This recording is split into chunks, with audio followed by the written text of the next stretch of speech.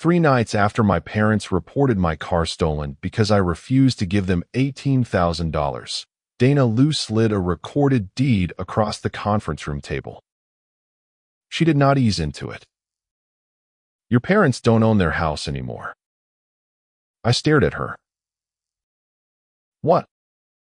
The property on Briarwood Lane was transferred to Harbor Ridge Capital 5 months ago.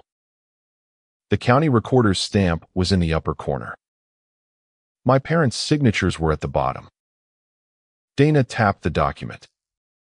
They defaulted on a bridge loan secured by the house.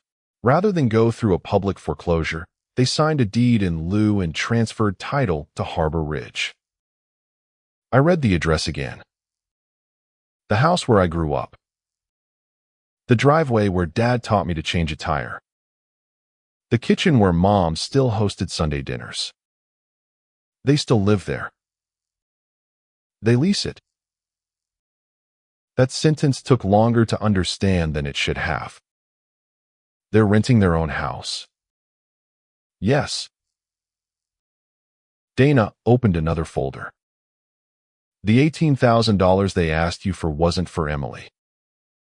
My father had told me Emily needed help with a wedding venue deposit.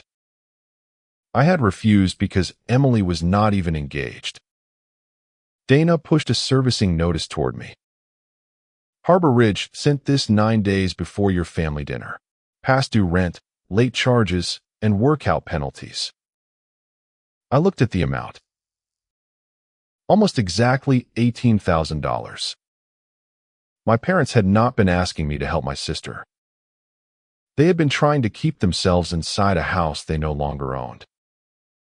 Then Dana said, "There's more." Her voice changed. I already hated that phrase. She turned one final document toward me. Personal guarantee. Borrower, Martin Callahan. Guarantor, Ryan Callahan. My name. My address. My employer. And at the bottom, a signature that looked close enough to mine to make my stomach drop. But it was not mine. I never signed this. I know. The guarantee had been executed 18 months earlier. Under its terms, if my father failed to satisfy the remaining obligations connected to the loan workout, Harbor Ridge could attempt to enforce the guarantee against me. My income. My credit. Potentially assets I had not even bought yet. I looked up. How far behind is he? Approximately 90 days. My hands went cold. Until that moment, I thought my father had lied about $18,000 and retaliated by filing a false report on my car. Ugly enough. But this was different. He had put me on paper as the financial backstop for a house he had already lost. A debt I never approved. A signature I never wrote. My father had spent my entire life telling people one thing about me. Ryan will figure it out. He always does. Sitting there with my forged name in front of me, I finally understood how far he had taken that belief. I grew up believing being the responsible one was a compliment. In the Callahan family, that was my role long before I understood families even had roles. Emily got piano lessons. Summer programs. A semester abroad. A newer SUV when she turned 16. When she needed something, my parents found a way. When I needed something, Dad usually smiled and said, "Ryan will figure it out. He always does." I was proud of that sentence. At 18, I won a partial engineering scholarship and worked campus maintenance to cover the rest. Dad told relatives I was self-sufficient. At 21, when my transmission died, I spent 2 weekends rebuilding my budget instead of asking him for money. He bragged about that too. Ryan doesn't need rescuing. I thought he respected me. Now I wonder when respect quietly became permission. Permission to assume I could absorb whatever everyone else could not. Emily was never cruel about the difference. That matters. She did not demand piano lessons or tell our parents to help her instead of me. She simply grew up inside a system where assistance appeared whenever she struggled. I grew up inside one where struggle was treated like evidence of character. By 31, I was a senior civil project engineer in Columbus. Contracts. Drawings. Revision histories. Dates that had to match. Numbers that had to reconcile. I built a career around noticing when something on paper did not make sense. Apparently, I had never thought to apply that skill to my own family. Claire noticed sooner. She had met my parents only a handful of times. She was a patrol sergeant in a neighboring city and had developed the habit of watching people even when she was technically off duty. After one dinner, she told me, "Your dad watches your reaction before he finishes asking you for something." I laughed. "He's just intense." I didn't say he was dangerous. You were thinking it. She gave me a look and changed the subject. There is one childhood memory I keep returning to now. I was 12. Dad sat me at the kitchen table with several sheets of notebook paper and told me to practice signing my full name. Cleanly, he said, a man should have one signature and stick to it. I filled line after line. Ryan Callahan. Ryan Callahan. Ryan Callahan. At the time, it felt like one of those strange father-son lessons adults insist will matter someday. Years later, sitting in front of a forged guarantee, it stopped feeling strange. It felt like the first page of something I had never known I was helping him write. Detective Salazar joined us about 20 minutes later. Financial crimes. 14 years on the job. He had the patient, slightly exhausted expression of a man who had heard every possible explanation for why stealing from relatives supposedly did not count as stealing. Dana walked him through the deed, the leaseback, and the forged guarantee. Salazar listened without interrupting. Then he looked at me. "I need to ask you something before this goes further." "Go ahead." Family fraud cases fall apart all the time because the victim changes their mind once consequences become real. I knew what he meant. Parents crying. Siblings calling. Relatives saying prison was too much. Your father may lose money. He may lose his freedom. People are going to tell you that whatever he did, he's still your father. He leaned forward. When that happens, are you going to decide you don't want this to be real anymore? 3 nights earlier, 2 patrol cars had boxed me in at a gas station because Dad had reported my car stolen. Claire had arrived while officers were still comparing the vehicle information against documents my father had supplied. I remembered the red and blue lights bouncing across my windshield. He already made it real. Salazar nodded once. Good. Then let's talk about the timeline. He opened a thick folder. It's worse than the guarantee. That afternoon, I learned my father's financial problems had not started 18 months earlier. They went back almost 6 years. 3 separate mortgage refinances. 2 loans tied to a consulting business Martin had opened, struggled with, and eventually dissolved. A bridge loan against the house.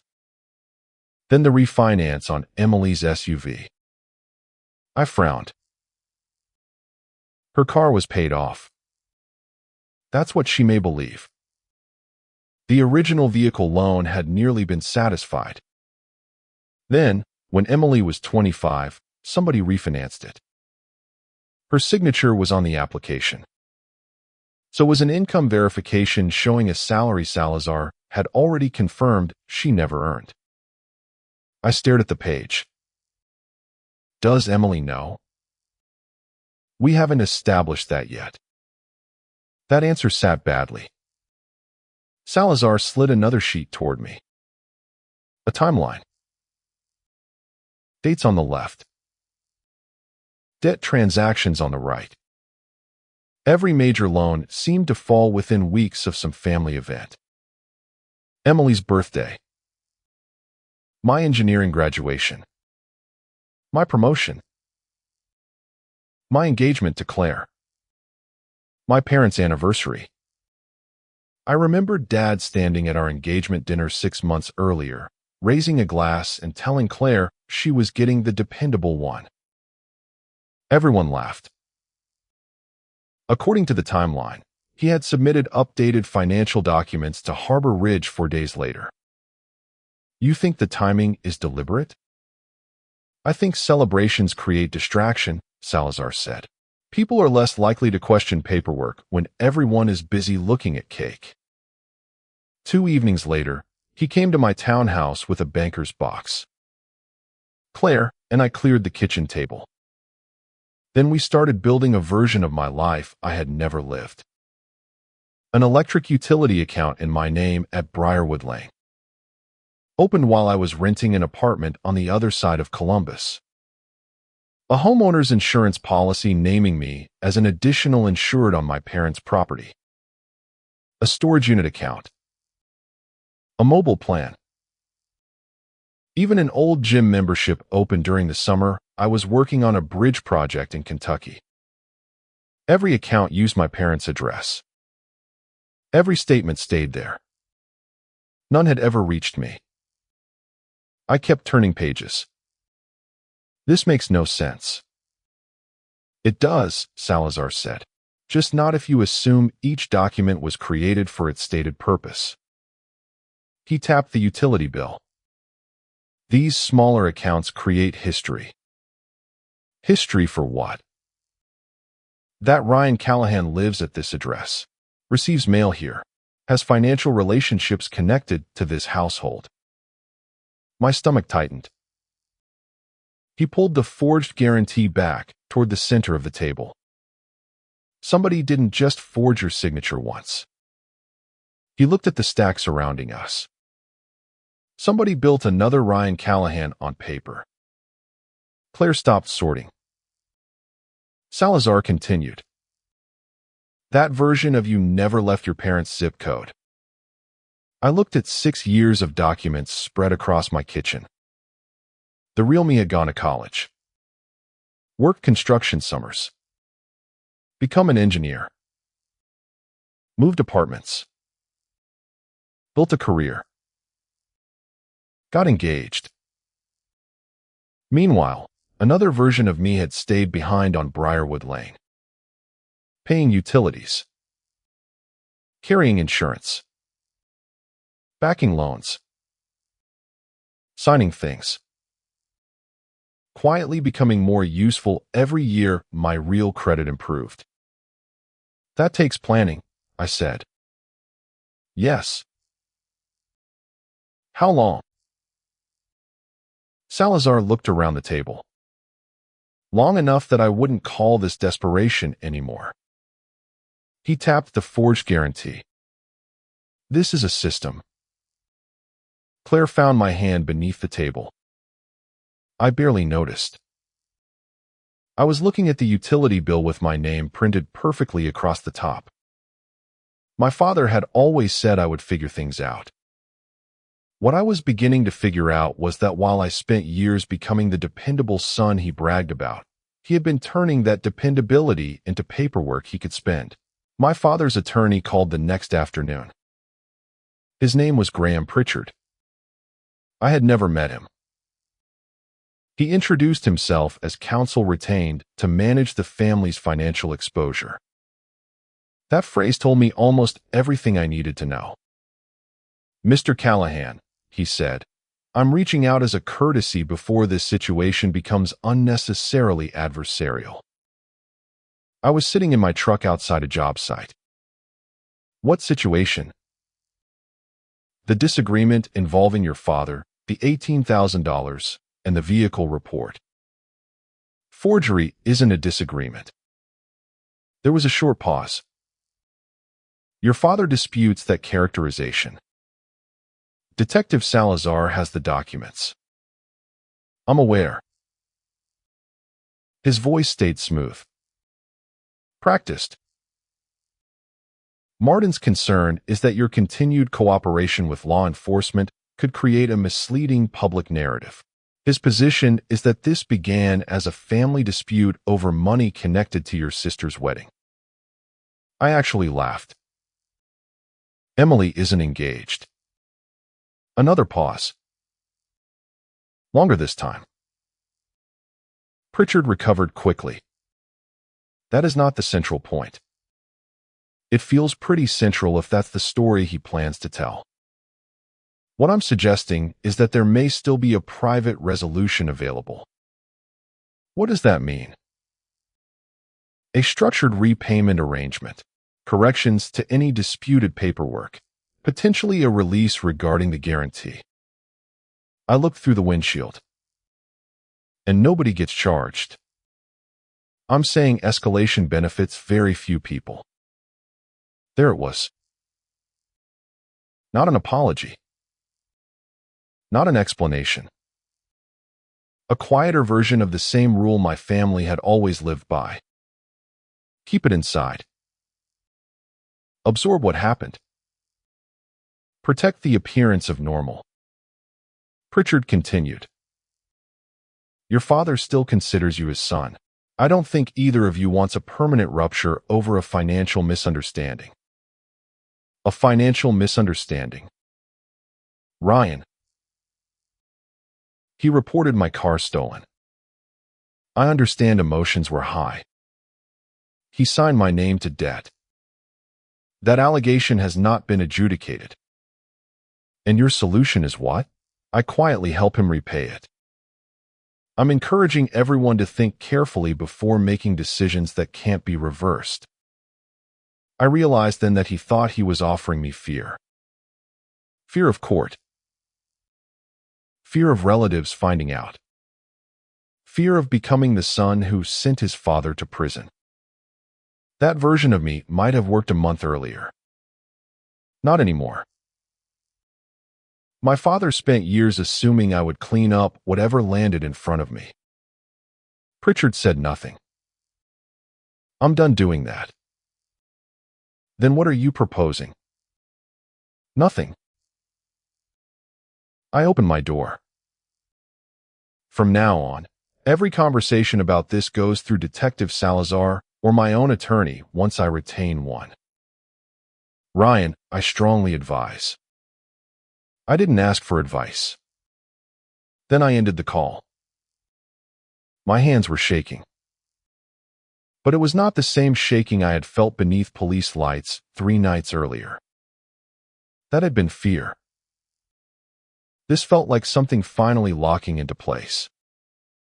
For the first time, my father had sent someone else to explain why I should carry the consequences for what he had done. And for the first time, the answer was no. My mother showed up at our townhouse 2 days later. No warning. No makeup. No purse. Just a gray cardigan pulled tight around her and an expression I had never seen on her before. Smaller somehow.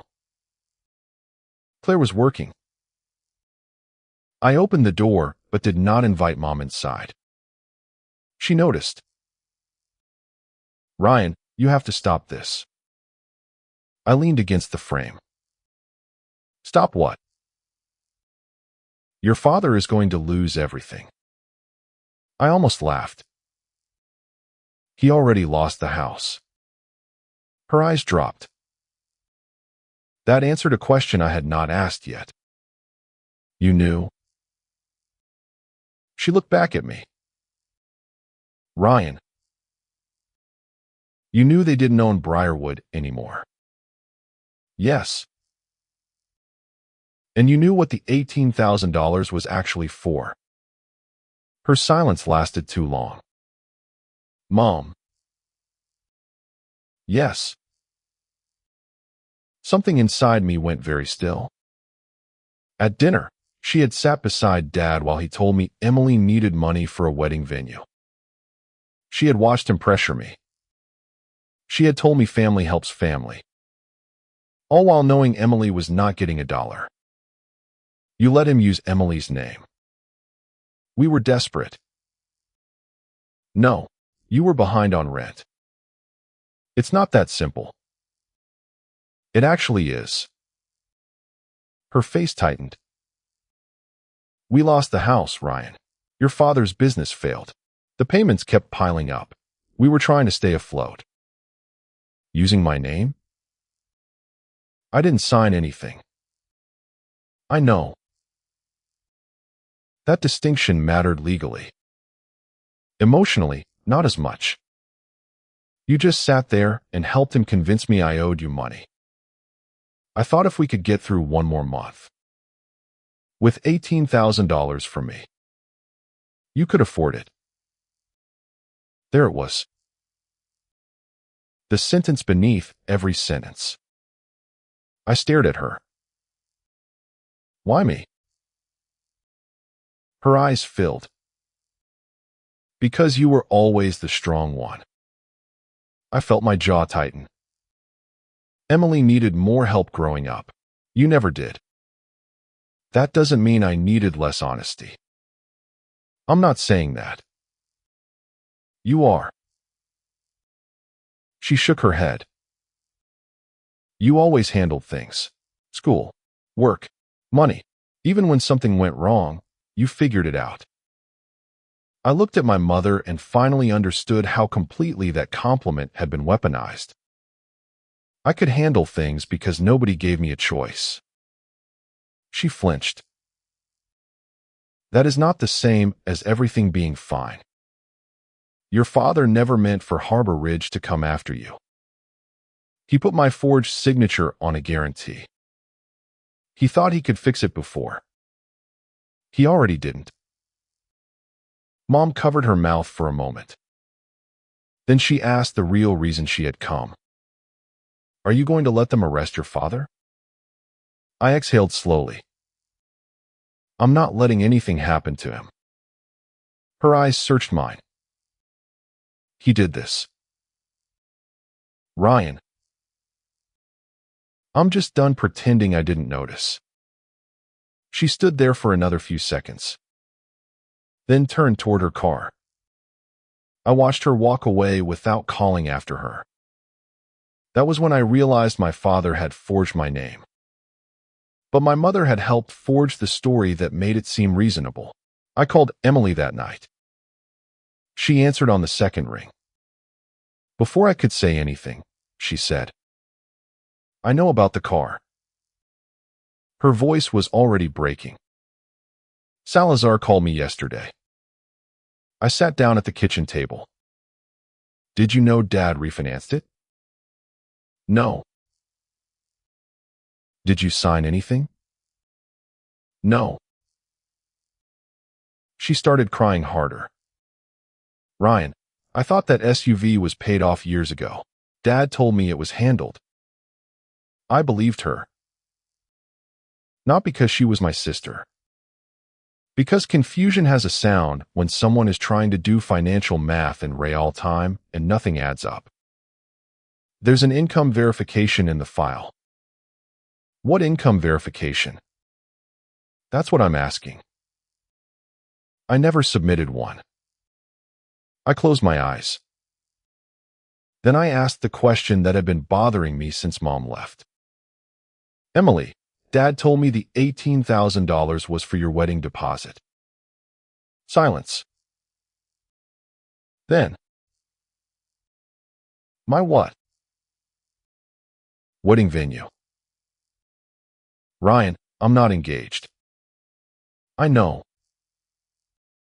No, I mean there is no deposit. There is no venue. There isn't even a wedding.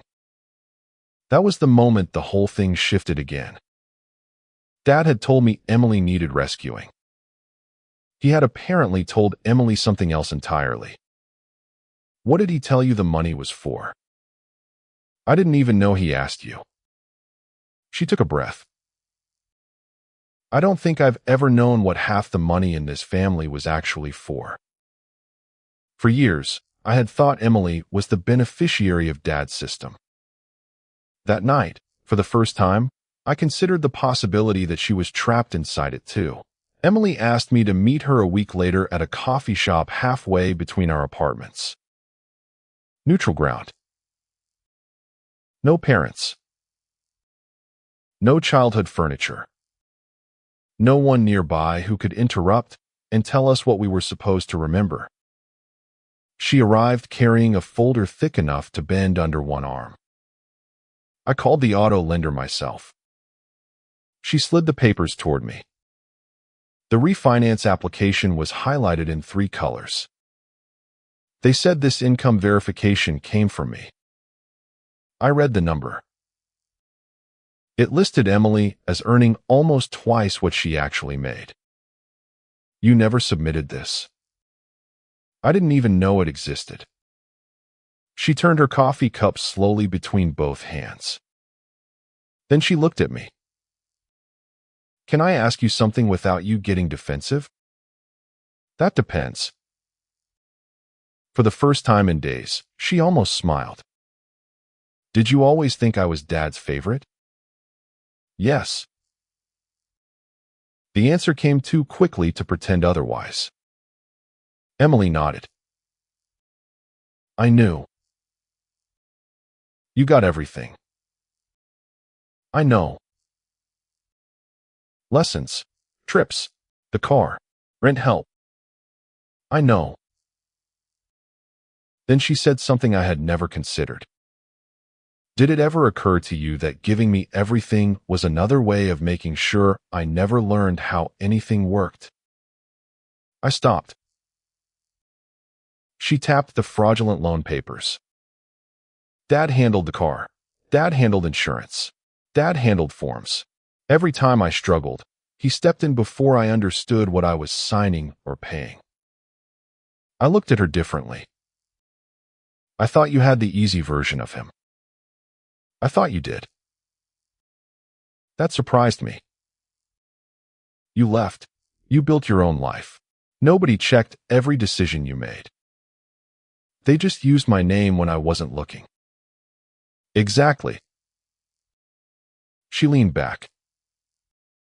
You got controlled because you were dependable. She pointed at herself. I got controlled because they made me dependent. For 31 years, I had seen us as opposite children. The responsible son. The favored daughter. Sitting there, we finally understood we had just been standing at different ends of the same system. Different treatment. Same cage. 9 days after my first meeting with Dana Liu, a certified letter arrived from Harbor Ridge Capital. I knew it was bad before I opened it. Across the top. Notice of default, guarantor liability. My father was 90 days delinquent. The forged guarantee had finally done exactly what Dana warned me it could do. It activated. According to Harbor Ridge, I had 14 days to formally dispute the guarantee before they moved forward with enforcement against the person listed as guarantor. Me. I read the letter twice at the kitchen table. Claire sat across from me. What happens if you don't dispute it? They can accelerate collection. Meaning, they can sue on the guarantee. And then,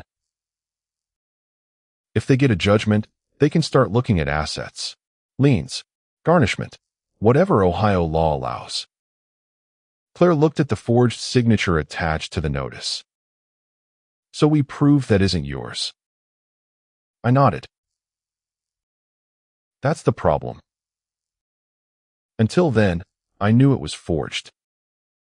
Salazar knew it looked forged. Dana knew. But Harbor Ridge did not owe me anything simply because I said so. I needed evidence strong enough that their attorneys could not reduce this to son versus father. I needed somebody whose entire job was distinguishing a real signature from a manufactured one. 14 days. For the first time, my father's fraud had a clock attached to it. And if I missed it, his debt could become my lawsuit. 3 days later, I sat across from Dr. Aaron Feld in an office that looked like paper had been winning a war against furniture for 20 years. He was a forensic document examiner with more than 18 years in the field. The forged Harbor Ridge guarantee sat beneath a magnifying lamp between us. Beside it were 12 genuine examples of my signature. Tax documents. Engineering certifications. A vehicle title. 2 notarized forms. All written by me as an adult. Feld studied them without speaking for several minutes. Then he pointed to the capital R. Your genuine signature starts fast. I leaned closer. How can you tell? Line quality. He moved the magnifier. You don't draw the R. You attack it. Same here, here, and here. Then he moved to the guarantee. This one is slower. It looked almost identical to me. That was the frightening part. Feld showed me tiny pauses in the strokes. Places where the pen appeared to stop before changing direction. Hesitation marks. He pointed again. Natural signatures vary because the hand is moving from memory. This one is trying very hard to be correct. Tracing. That is one possibility. He compared the loop in my last name. The proportions are unusually faithful to one of your genuine specimens, but the pressure pattern is wrong. Your hand accelerates through this stroke. Whoever wrote this slowed down. I stared at my own forged name. So somebody copied it. My conclusion will be more precise than that.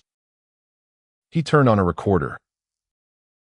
The question signature is inconsistent with Mr. Callahan's natural writing habits and displays characteristics consistent with simulation or tracing from a genuine specimen. That sounded less dramatic. It also sounded much harder to argue with. Will Harbor Ridge take that seriously? Feld looked at me. I've testified to the same methodology in court. That was enough. Then he asked whether my father had ever had access to genuine adult examples of my signature. I thought about vehicle paperwork. Old tax forms.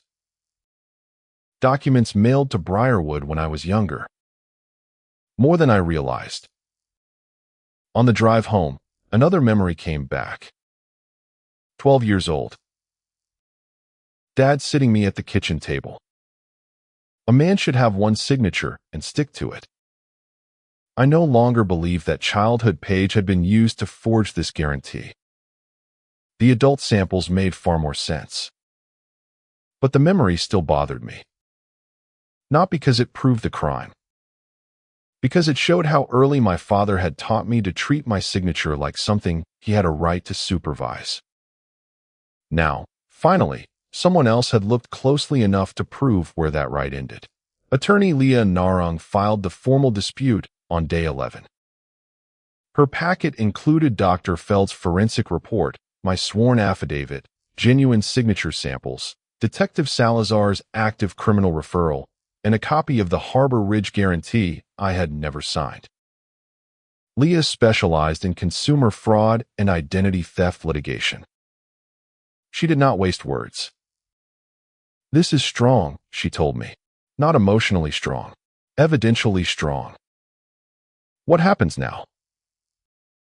They either release you, or they explain to a judge why they are trying to enforce a simulated signature after being given a forensic report. That made me feel better for about 6 hours. Then Harbor Ridge's collections attorney called. His name was Daniel Mercer. No relation. He spoke in the polished tone people use when they want unreasonable things to sound administrative. We're simply exploring efficient resolution options. Leah had him on speaker. What option? Given the family relationship, Mr. Callahan may prefer arranging payment privately with his father rather than prolonging a dispute. I looked at Leah. She did not even blink. My client is not your collection strategy. A pause. Mercer continued. I'm only suggesting that family dynamics sometimes allow for faster recovery.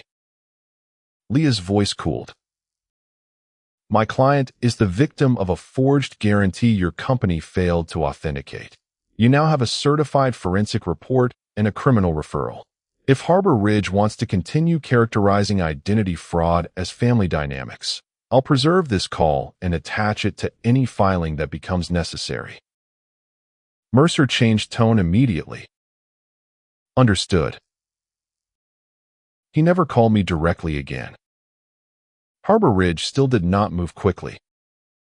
For 38 days, there were letters, requests for additional signature specimens, internal review notices, one message saying the guarantee remained under investigation. I checked my credit every morning. Not because anything changed. Because I had learned what happens when you assume paperwork is harmless just because nobody has called you yet. On day 42, Leah forwarded me a letter. Harbor Ridge Capital has determined that enforcement of the personal guarantee against Ryan Callahan is suspended and withdrawn based on evidence of unauthorized execution. They also confirmed no adverse collection reporting would be pursued against me regarding the guarantee. I read it twice, then printed it. For the first time in months, a document with my name on it described something I had actually agreed to. I was free of my father's debt. He was not. 6 weeks after my first meeting with Dana Liu, the county prosecutor's office took over the criminal case. Assistant District Attorney Melissa Cho called me herself. She did not begin by asking how I felt. I appreciated that. I want you to know exactly what we're looking at before the grand jury hears anything, she said. Claire sat beside me at the kitchen table while I put the call on speaker. Melissa walked through the evidence. The forged Harbor Ridge guarantee. The false documents connected to Emily's vehicle refinance. The financial records Detective Salazar had reconstructed. And the police report my father had filed after I refused to give him $18,000. The charges we're considering include forgery, identity fraud, falsification, obtaining property by deception, and filing a false police report. Hearing them listed that way was strange. For months, these had been family memories. Arguments. Dinner conversations. Documents hidden in drawers. Now they had names that existed outside my family. What about my mother? I asked. At this point, we do not have evidence that Diane created, submitted, or directed the forged documents. She knew about some of it. Knowing later is not automatically the same as participating in the underlying offense. I did not like the distinction, but I understood it. Mom could have failed me morally without committing the same crimes Dad had. Melissa continued. You'll likely be asked to testify. I looked at Claire. What does that mean? Dates, documents, what your father told you, what you knew at the time, and when you learned each fact. That's it. That's enough. She paused. His defense will probably try to make this sound like a family dispute that became criminal because emotions got out of control. Because of the 18,000? Probably. I almost smiled. That money was never for Emily. Then say exactly that.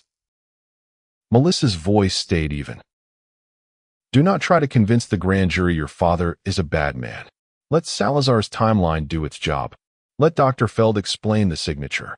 Let the records establish the rest. And me? You carry the facts. I looked at the folders stacked beside my laptop. For most of my life, being exact had been one of the things Dad praised about me. Engineering school. Contracts. Numbers. Never needing anybody to clean up after me. I can do exact. Melissa was quiet for a second, then said, I suspected you could.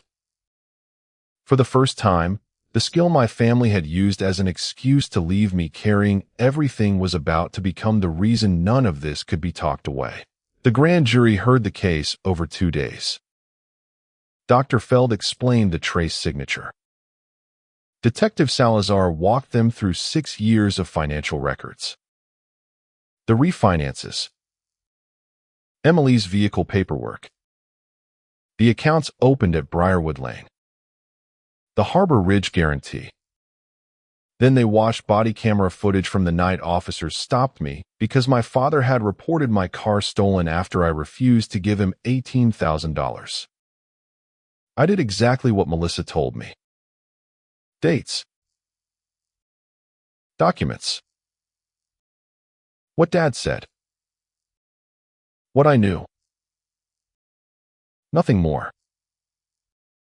When it was over, Martin Callahan was indicted on 10 counts involving forgery, identity fraud, falsification, financial deception, and the false police report. Graham Pritchard withdrew shortly afterward. Dad hired another attorney.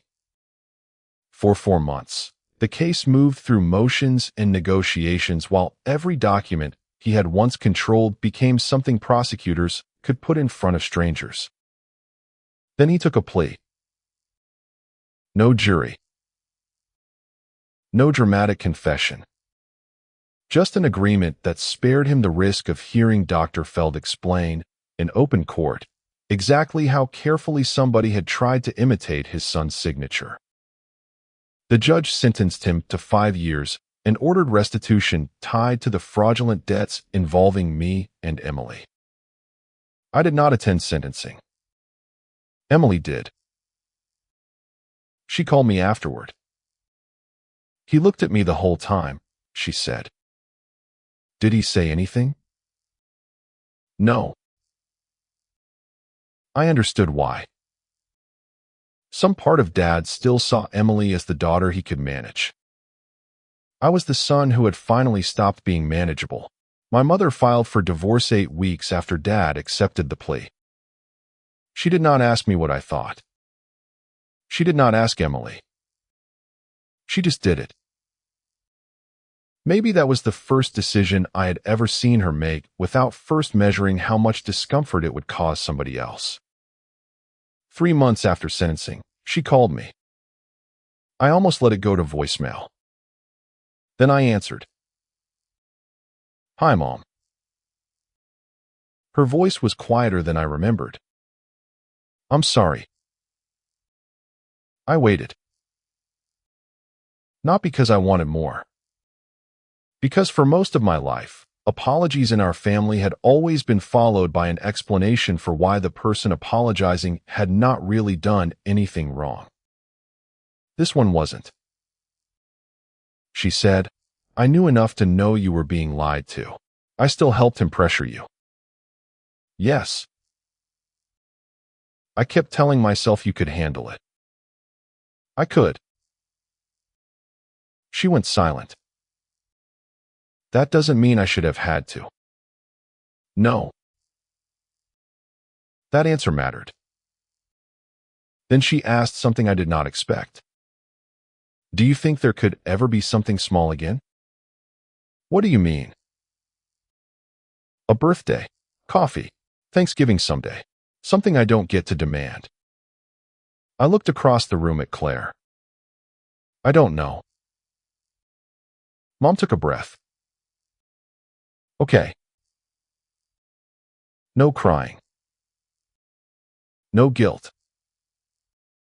No reminding me she was my mother. Just okay.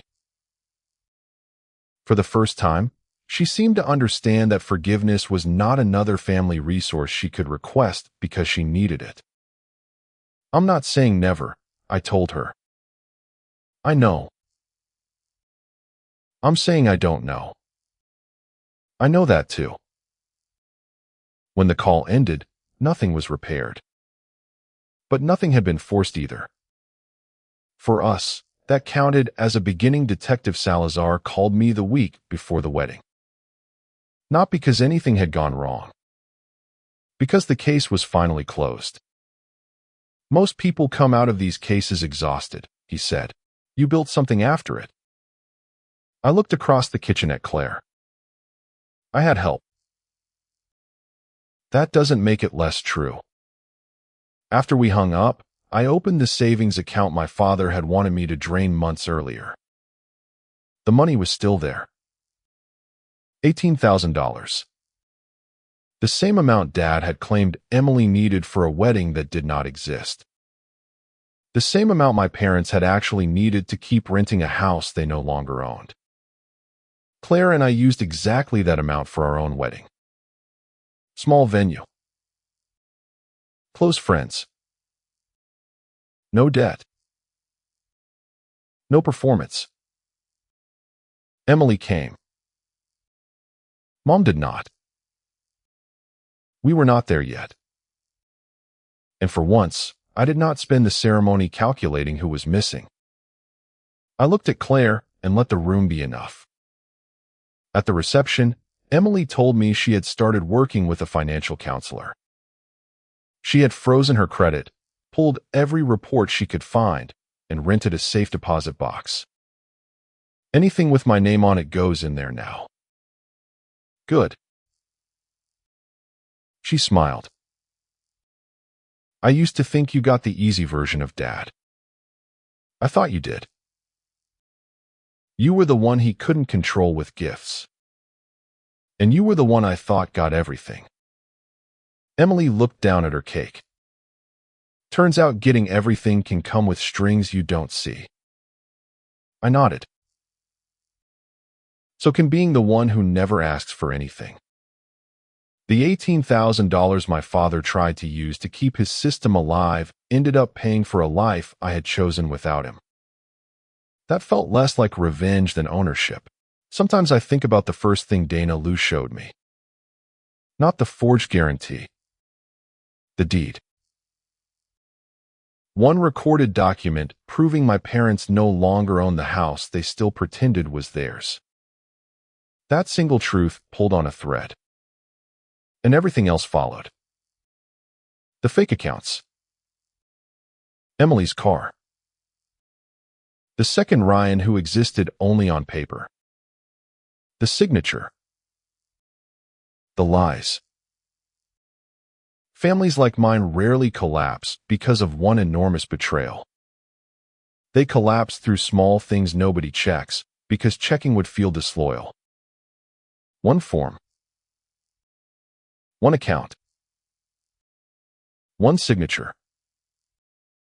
One more request to keep things inside the family. For 31 years, Dad told everyone I was the responsible son. Ryan will figure it out. He always does. For most of my life, I thought that meant he believed in me. Eventually, I understood what it had really meant.